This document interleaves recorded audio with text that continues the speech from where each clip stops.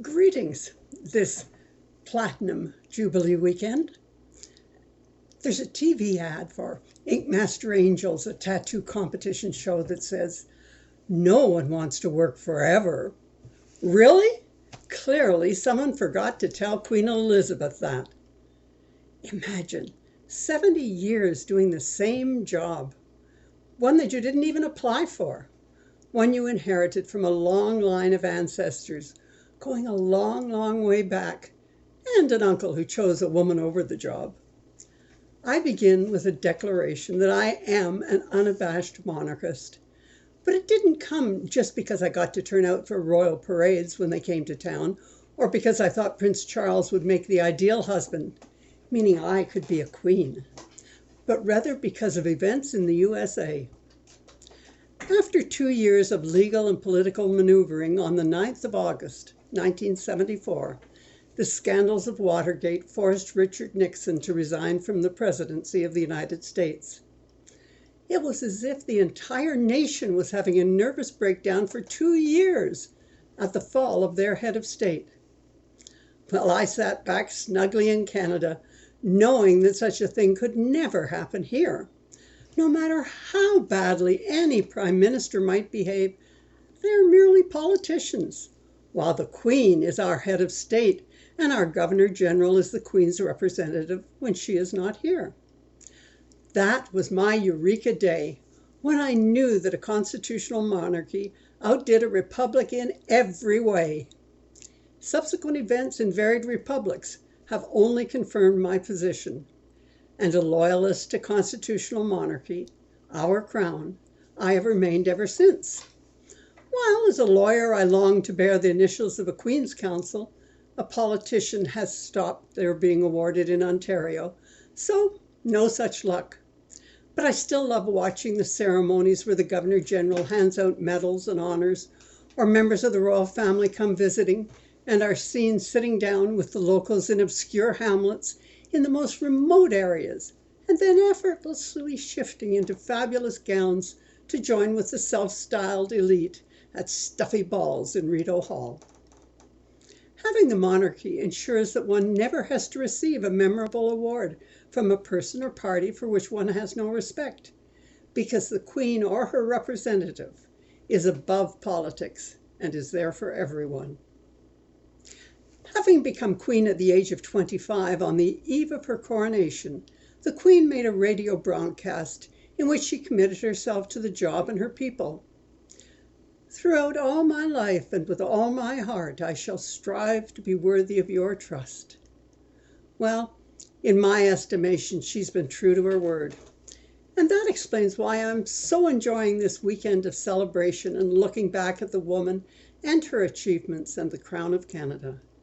Although it would have been even better if the Government of Canada had given us a 4-day weekend, as did the United Kingdom's Parliament. I think of the thousands of speeches in so many languages that she has attentively listened to, the dances watched and engaged in, the operas and orchestras and rock groups, the sporting events and the politicians, the food and drink and ceremonies ever observed with grace and good humor. And no one can compare with the fundraising benefit of her patronage. Currently, she's patron of over 500 education, sports, faith, cultural, and health organizations. 2 examples. Established 10 years ago, the Queen Elizabeth Diamond Jubilee Trust has enabled over 100,000 people to have sight-saving surgery, treated over 22 million people, built or upgraded over 81,000 latrines and washing facilities, and screened 200,000 for diabetic retinopathy and over 13,000 babies for retinopathy of prematurity. Then there's the Queen's Commonwealth Canopy Initiative, which has resulted in almost 70 forest conservation projects across the Commonwealth, participating since its launch in 2015. This has resulted in more than 100 million trees preserved for future generations as part of the fight against deforestation. The Queen has presented endless numbers of medals and honors for the service provided by citizens of all ranks and deeds. she extends such honoring to those celebrating weddings and birthdays. My mother was one of the over 300,000 who have received a card from Her Majesty on their 100th birthday. Her Majesty is rarely seen sitting at public functions, always on her feet in heels, and on the move or standing in some receiving line or in observation of some memorial, reviewing the guard or receiving officials or garden party attendees or greeting well-wishers, a smile, a question, a kind remark for each person, and ever moving on to greet as many as possible of those who lined up for hours just to see her pass by. For those of us who wear heels when we must, but choose to be shod in sandals, you understand how remarkable this seems to me. Over the years, I have concluded that her approach to her job has been one that displays most of the virtues that we seek to emulate. Discipline, courtesy, grace, compassion, charity, hospitality, and I'm sure there are more. Some of the highlights that demonstrate the leader I am remembering as we celebrate those 70 years of service. The Queen has been a great gadabout, visiting over 100 countries, coming to Canada 22 times, more than any other country. And remember, in the early years of her reign, her trips abroad were on the Royal Yacht Britannica and were months long. For example, in November 1953, a tour began in Bermuda and ended in Gibraltar in May 1954, during which she visited 13 different countries. That tour kept her away from her 2 young children for 168 days. Queen Elizabeth has also been both a diligent host and guest, having carried out more than 21,000 engagements over the course of her reign, hosting endless garden parties at Buckingham Palace, incoming state visits ranging from Emperor Haile Selassie of Ethiopia to all but one of the 14 presidents of the United States. With her wealth of experience and perspective of a lifetime, she continues to meet with the British Prime Minister during weekly visits and absorbs the contents of the red boxes which arrive 363 days of the year. Not, of course, on Easter and Christmas. They keep her updated with what's going on at home and in the world. Queen Elizabeth has been served by 14 prime ministers during her reign, beginning with Winston Churchill, who became a member of Parliament during the reign of her great-great-grandmother, Queen Victoria. While seemingly very traditional in style and dress, Elizabeth has supported and promoted innovations in science, ranging from having her 1953 coronation televised live on the BBC, thereby enabling millions to see their monarch crowned for the first time, to sending a microfilmed congratulations to Apollo 11 astronauts in 1969, which was deposited on the moon in a metal container. In response to her message to another astronaut, Tim Peake, in 2016, while he was on the International Space Station, he responded with, "I'm not sure this has ever been said in space before, so I'll be the first. God save the Queen." Last year, opening the General Synod of the Church of England, she wrote approvingly of change.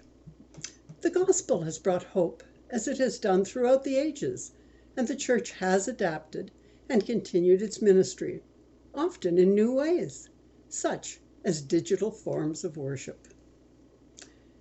Her Majesty recognized the importance of reaching out to communicate with her subjects, and beginning at the age of 14 in 1940, she recorded a message of support for young people affected by the war in Europe, particularly those being evacuated from their homes.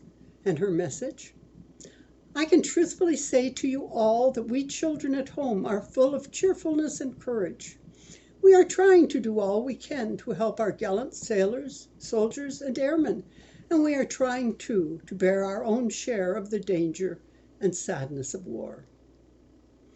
Celebrating her 21st birthday in South Africa, she spoke to the Commonwealth and pledged nothing less than her life's work to her subjects, saying, "I declare before you all that my whole life, whether it be long or short, shall be devoted to your service." Military service has long been a keynote in the upbringing of male royals, and they each hold honorary military titles and the attachment to units around the Commonwealth. Elizabeth's first appointment as Colonel of the Grenadier Guards was made in 1942, and over the years she's held over 50 ranks and appointments in the British and Commonwealth Armed Services. However, the Queen set a new standard when she joined the Auxiliary Territorial Service during the Second World War, and became the first female member of the royal family to join the armed services as a full-time, active member. And she mastered driving and maintaining vehicles as her share in the war effort. Like other members of armed services, on Victory in Europe Day, the 8th of May 1945, wearing her ATS uniform, the Queen with her sister Princess Margaret joined the celebrating crowds and later recalled, "I remember lines of unknown people linking arms and walking down Whitehall, all of us just swept along on a tide of happiness and relief." As an Anglican, the monarch is the defender of the faith, a title she inherited over the ages since given to Henry VIII by Pope Leo X in 1521. She's also the Supreme Governor of the Church of England, which since 1955 has been known in Canada as Anglican. In the US, it's Episcopal, and the Church known by one of these three titles throughout the world. Throughout her reign, she has been true to her faith, but has honored and attended services in different faiths, languages, and customs. She has defended the faiths of all, and that is what her faith is all about: service and duty. As a committed Christian and churchgoer, she's often spoken of her faith in her speeches and broadcasts. In the 2014 airing of her Christmas broadcast to the Commonwealth, she noted her respect for those of all faiths. "For me, the life of Jesus Christ, the Prince of Peace, whose birth we celebrate today, is an inspiration and an anchor in my life. A role model of reconciliation and forgiveness, he stretched out his hand in love, acceptance, and healing. Christ's example has taught me to seek to respect and value all people of whatever faith or none." On the 3rd of June 2012, the Thames Diamond Jubilee pageant was held, and 670 boats took part in the parade on the Tideway, making it the largest ever parade of boats. We can only speculate on the imagination and creativity that will be on display this weekend as the Platinum Jubilee takes its place in history. The Queen has been an inspiration of duty and service for many, two of the greatest virtues Jesus urges us to uphold. Let us make that our gift to Queen Elizabeth's Platinum Jubilee, that we too seek to bear our duties faithfully and serve our neighbor and our world in all we do. So may it be. Amen. Let us celebrate and honor this wonderful example of devoting one's life to others, to service and faith, and all join in a hearty "God Save the Queen!"